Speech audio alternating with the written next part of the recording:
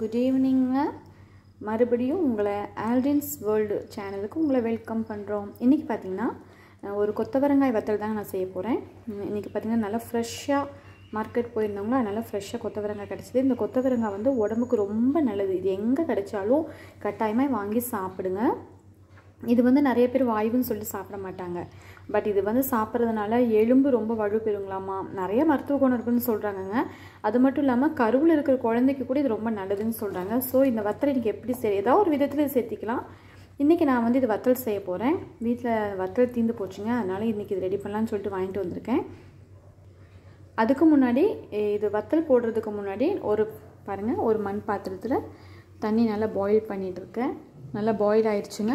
இப்போ நம்ம என்ன பண்ணலான்னா இந்த கொத்தவரங்காவை அதில் தூக்கி போடலாம்.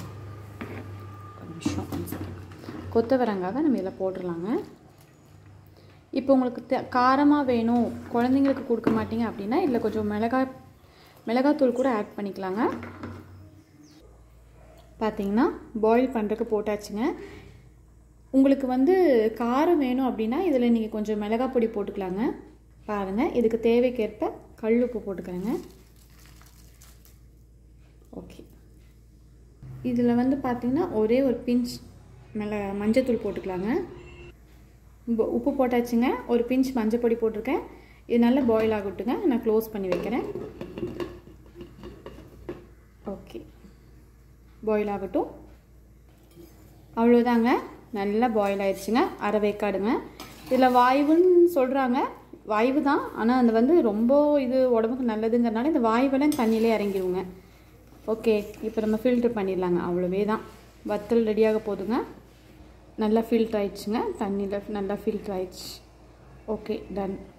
அவ்வளோதாங்க, ரெடி ஆயிடுச்சு. அவ்வளோதான், ரெடி ஆயிடுச்சு. இப்போ நான் வந்து ஒரு கிளாத்தில் போட்டு வச்சுட்டேன். இந்த நைட்டுக்குள்ளே வந்து இந்த தண்ணியெல்லாம் இந்த கிளாத் இழுத்துருங்க. நாளைக்கு வந்து நம்ம வெயிலில் வந்து டெரஸில் வச்சிடலாம். அப்போ வந்து இந்த தட்டில் போட்டு வச்சிடலாங்க. வந்து ஒரு நல்ல வெயிலில் 2 நாள் இருக்கட்டும், அது நல்லா முருகி வருங்க. இது ரெடி ஆனதுக்கப்புறம் நான் உங்களுக்கு வீடியோட இதை அப்டேட் பண்ணுறேங்க. பாய்.